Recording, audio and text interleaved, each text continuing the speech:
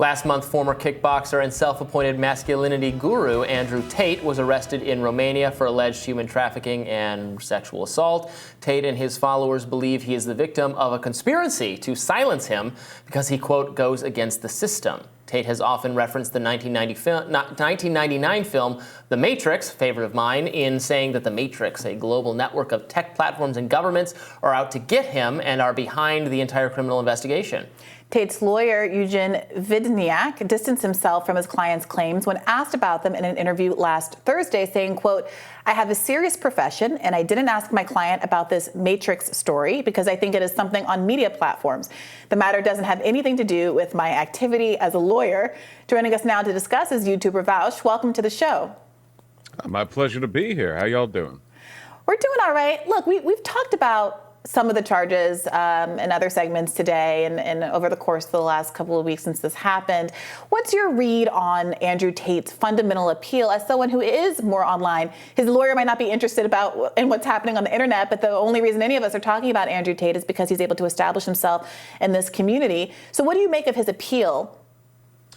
Yeah, it's obviously not much of a legal defense, but that refuge and conspiracy is really popular with people caught in wrongdoing, you know? And it seems like the evidence against Tate, you know, at least from what we have now, is compelling.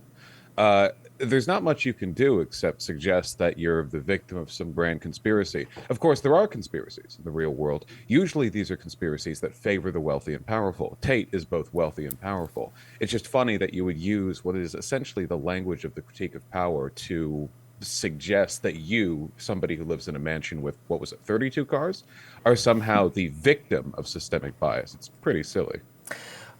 I thought it was really interesting when he was describing his philosophy and that the car only has value to him because someone else would want it, and it's like the social competition or something between men, which gives like life its satisfaction. I thought it was very, very sad kind of way to go about your life, to like only want things if someone else would want them. It would only have any value or meaning to you. But obviously this has to resonate with a lot of people. I think a lot of young men, maybe those who envy the wealth that a Tate type figure has, or what appeared to be or seems to them his easy access to women. Why is that a winning message, and like what's the answer to that?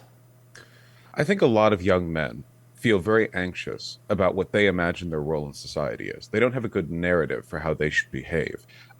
There's a kind of inconsistent juxtaposition between the values of what one might consider a modern and sort of a traditional guy.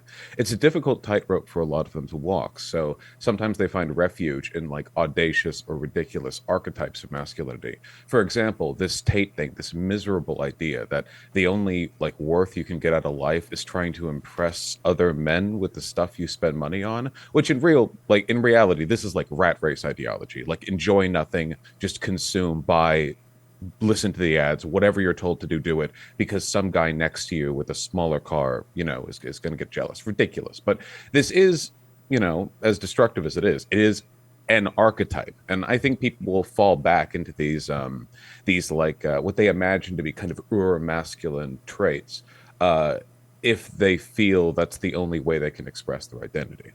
And there's a lot of that, too, that's wrapped up in this, right, the idea that, right, tech and it's alienating or something, and this is popular in a certain strain of conservative thinking that, you know, we'd be much happier, you know, on farms or ranches or something with more traditional lives and raising animals and having wives that don't work and that whole kind of thing. Now, these arguments that this would be better and it's so much better, it should almost be forced on everyone, is always coming from what I would describe as like the most online people of all, like the people that I don't believe, like you can't stop tweeting for 5 seconds, so how could you churn your own butter?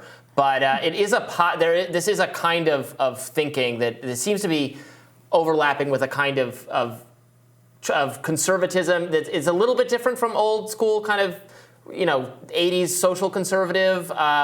It's interesting. Is it?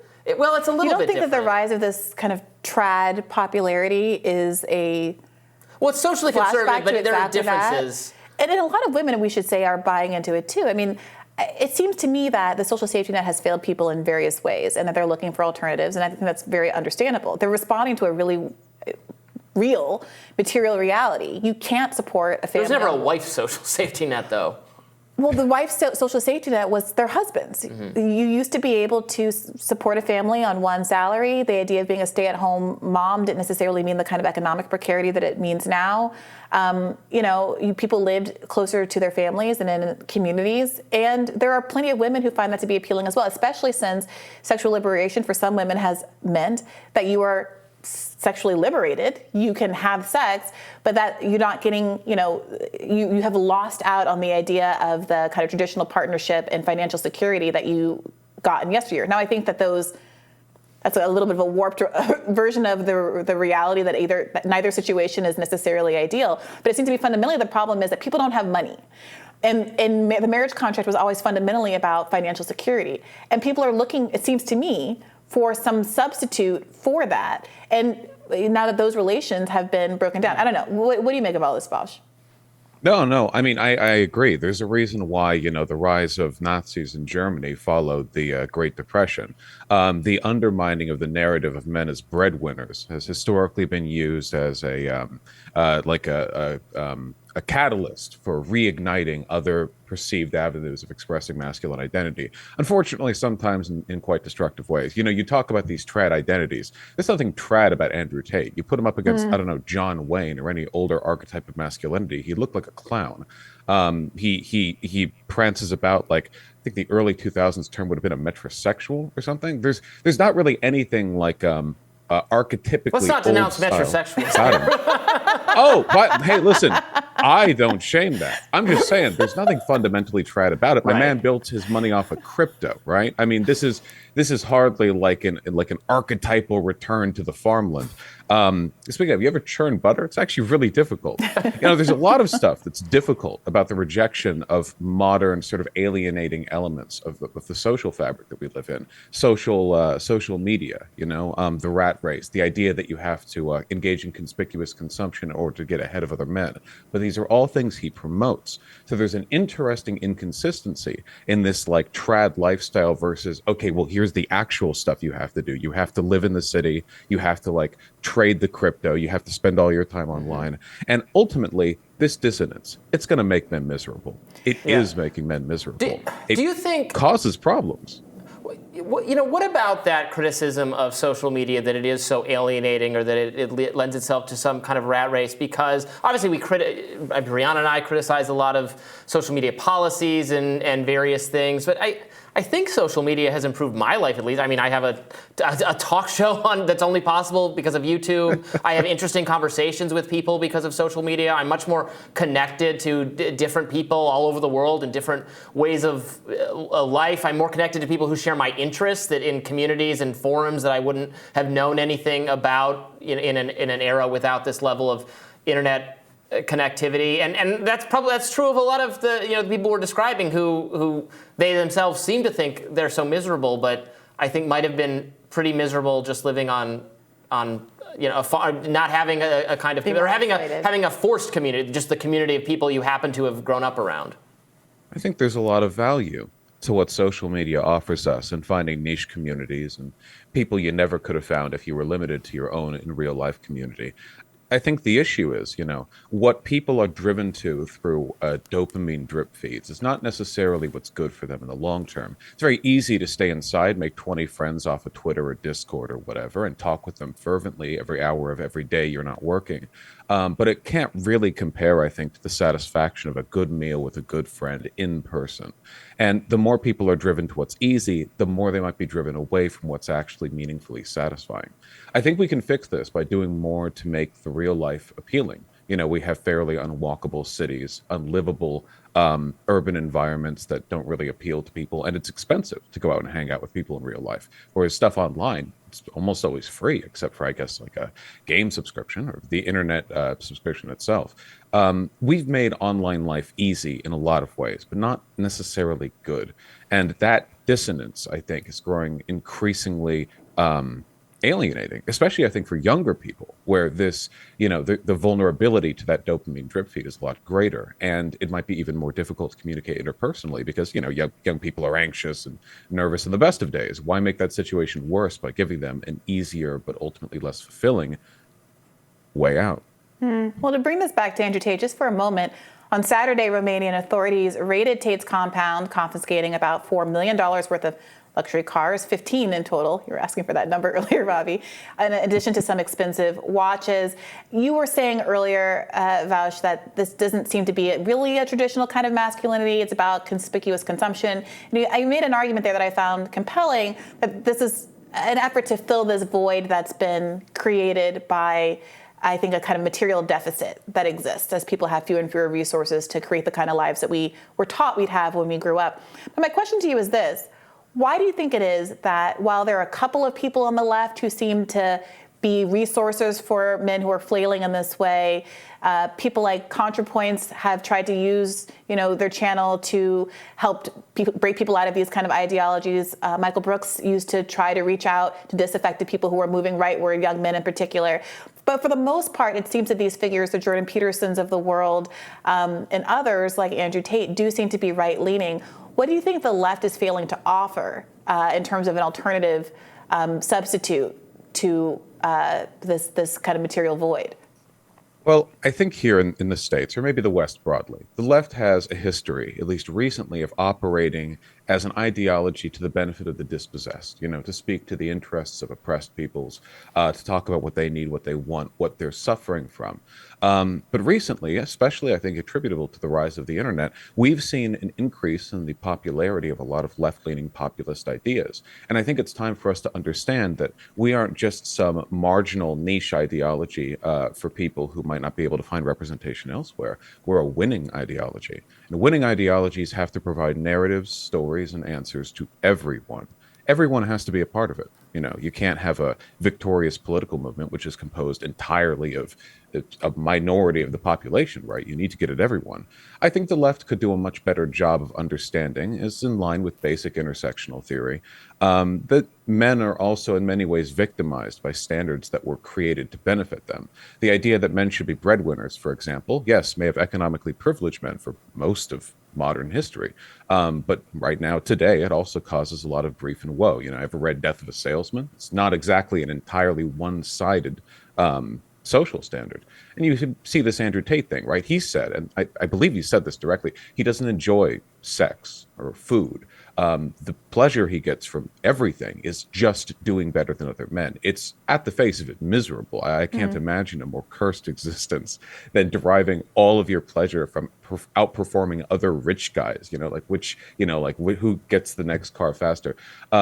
This is a 100% just a sort of mutated and hyperbolic expression of the warped standards that guys are sometimes held to or hold themselves to.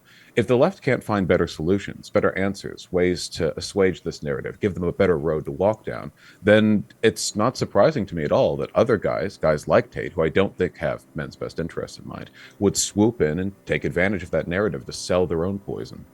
Do you think there'll be a tipping point? I'm thinking particularly of the fact that Candace Owens has come out very strongly saying she does not think Andrew Tate did it, which is a different thing from saying, I don't know, we'll see what the courts decide. She firmly is avowing that Andrew Tate is innocent of all of the things that he's been accused of. Do you think the right can take this too far and some of these figures can be so kind of aberrant? The things that you're saying about how they don't seem to enjoy sex. There are all of these memes, is having sex with a woman gay? Like there's these weird perversions of what it means to even be masculine. Yeah. Really though? Yeah. Yeah. They're like, ew, performing certain sex acts on a woman is gross. It's bizarre. It's bizarre. The kind of sex acts that were portrayed in the Martin Luther King Memorial. 100%. Good callback. But yeah. God. Oh no. Okay. Yeah. That took me a second. Yeah. No. God, what a statue. Of the profane. What a testament to man's love for his wife. But yeah, do you think that they're going too far? Is there going to be a backlash at some point? There might be. The far right needs this because, the way Steve Bannon talked about how he used to approach people online, right? You target incel communities. The right benefits from young guys who are sexless and angry at women because historically, God, look back as far as industrialization's gone. That is like the bedrock of far-right populist movements. You get guys who are angry at their place in the world. They feel like society has failed them in some critical way, that we must return with a V instead of a U to tradition. And this pattern keeps repeating itself. There has to be a breaking point, though. Swear to God, the way some people are talking about Tate, I feel like if Epstein had branded himself as a right-wing culture warrior guy 6 months before he died in prison, that they would have been, the Matrix got him too. I don't know how much of a limit there is to this exactly, but at the end of the day, there is a rubber band effect, and we do return, I think, fundamentally to some basic values regarding empathy, the humanity of women in particular, which I think is disregarded quite often by Tate and his fans. And if you pull that string too far, I mean, it will eventually snap. A movement like one supported by that ideology is completely unsustainable. Yeah. I mean, I'm not going to go full Candace Owens here. I have urged a little bit of caution because I don't intrinsically trust what the police necessarily have said about the situation. What the police would say about any situation. There has been other things are routinely exaggerated by the police. They say there's some underlying criminality and it ends up being not quite that. I think the guy is certainly a creep, and the things he says are misogynistic. And I am absolutely. It would not surprise me to find him convicted of, or that there's sufficient evidence that he's guilty of at least sexual misconduct and possibly worse than that. I do believe in due process, and I'm waiting for more information about the situation, even though it looks sketchy to me. Oh, for sure. I ain't no DA or anything. I'll just say, if ever you could imagine an ideology of a sex trafficker, you got that one nailed down right there. My man's laying out a bullet point. It's like an acting coach gave him, hey, can you act out a sex trafficker? How much can you hate women? I want to see, give me your war face. He's definitely got that all lined up. Obviously, you'll go where the evidence follows. We'll see how the investigation goes. Though it's worth noting, as a very wealthy and powerful man, that if ever there was any bias, it would generally be expected to be in his favor, not against him. Yeah, it's worth noting that he says he moved to Romania particularly because they have weak rape laws. Yeah. So he's actively courting environments that are going to continue to invest him with privilege relative to his environment and relative to the women that he is interacting with. So I didn't mean to cut you off. Could have gone to Somalia, I guess. Could have played it even safer, run off to Antarctica. The bigger the gap economically, in particular, between you and the rest of society, the easier it is to buy off courts and get your way no matter what. I know, but you guys share some skepticism with me, with the libertarian, of the police narrative is one thing. I haven't heard a police narrative. They've charged him with a crime. I'm not reading a police report here. I'm reading Andrew Tate's own statement in his website about who he is and what he likes to do. The question is how closely that's his persona, and maybe it is absolutely reflective of exactly what he was doing. Again, I am not defending him or ruling out that they convict him on exactly what they've said. I just, I don't know. You were in it with him. I see. No, I'm sure it'll take years to work it all out. I believe some transcripts have come out of him essentially admitting to like tricking. It was doing the boyfriend method, right? This was something associated with some grooming gangs where you bring desperate women over and you're like, oh yeah, no, I love you, you're perfect, whatever. Hey, since you love me so much, how about you do a little something for me, some camming? You get them tattooed, you get them in a compound, take away their passport, kablamo. It's a pretty popular method. I mean, obviously, we just have early transcripts and some leaked messages to go off of. And grooming has become the top agenda of conservatives to prevent everywhere. I'm hearing this term constantly. And yet, ostensibly, you missed a branding opportunity to call it grooming, I guess. Well, many of the people who are anti-grooming are supportive of Andrew Tate. That's the issue. People like Candace Owens, who spent a lot of her program talking about licentiousness on the left and drag shows and how Kim Kardashian is a whore and all of this. But don't you think a lot of that is BS? What is BS? Everyone is the grooming narrative that these all drag I think it's people projection. are. I think it's. So there is a lot of grooming going on. Of course, there's sexual predation all over the place. Kids are getting molested all over the place. It's a horrible, sick, sad world. The question is, who is doing it, and why is there no interest in it when it's people's uncle, their family members, their close friends? That's who's normally the victim or the perpetrator. It's only an interest when we can pin it on Hillary Clinton in a pizza shop or Joe Biden. I mean, I understand there's political motives, but or drag performers or things like that. I mean, did you watch the Andrew? Well, I should ask you this, Vaush. Did you watch that the 1/6 documentary on HBO? Oh yes, I did. Yeah. And the bit at the end, right? Right. There's a guy who spends the whole movie talking about groomers and how much he hates them, and that's why he hates Biden and he loves Trump.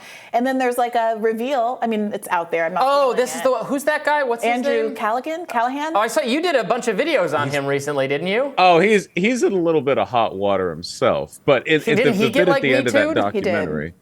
Just a smidge. But he did that documentary. The bit at the end, you got this QAnon guy screaming, everyone's a pedophile. This crossing guard's a pedophile. That bird's a pedophile. It turns out the man's a pedophile. 8-year-old, too. That was the victim. Not a ambiguous case for him.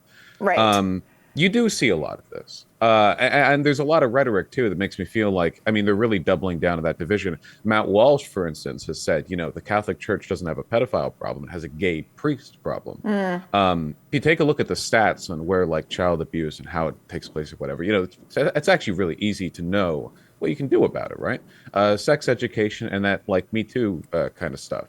Believe, take seriously claims, listen to people, try not to let parents have, like, total, uncontested complete authority over children and their minds, because that environment can make it easy to abuse them. But conservatives advocate for that stuff. So, you got to be careful about where this all leads. Well, I think conservatives are worried about teachers having exactly what you just described, the ability to instill in them values or norms contrary to what the families want. Well, only if they got a rainbow flag up on the wall. I ain't never heard any conservatives complain about teachers being domineering about any issue other than that they might support gay people or I know we've heard complaints about liberal bias of teachers for forever, even predating the current panic over. Yeah, but I think there are bad teachers for sure, absolutely. Yeah. I just don't think that the logic of grooming, and real grooming, I don't mean like this fake, like grooming is when you teach somebody something. I mean like actual predation. That's got nothing to do with being gay or trans or whatever. It's a legitimate vulnerability when you have environments where there are people with power over people without. You've got people like Tate with a lot of money and power, of the ability to transport women around, take away their passports. You've got teachers around children and parents around their children. The consistent logic, the best way to fight all of this, I think, is the basic application of some feminist values concerning respect for bodily autonomy, the idea that you have to value consent, and a lookout for people who are engaging in predatory behavior. Tate makes money off of selling that predatory behavior to millions of teenage boys. The downstream effects of what he's taught people will end up having a far worse consequence than any sex trafficking charges they could pin on him. The total number of women abused will go far beyond whatever he has in his compound. That's what I'm mostly concerned about. It's the spread of that poison and what can be done to stop it. Yeah, it's an interesting point, Vaush. We appreciate you spending so much time with us here today. It's been my pleasure. I really appreciate it, even though it's awfully early here on the West Coast. All right. Hopefully you can get back into bed after this. We'll have more Rising for you next.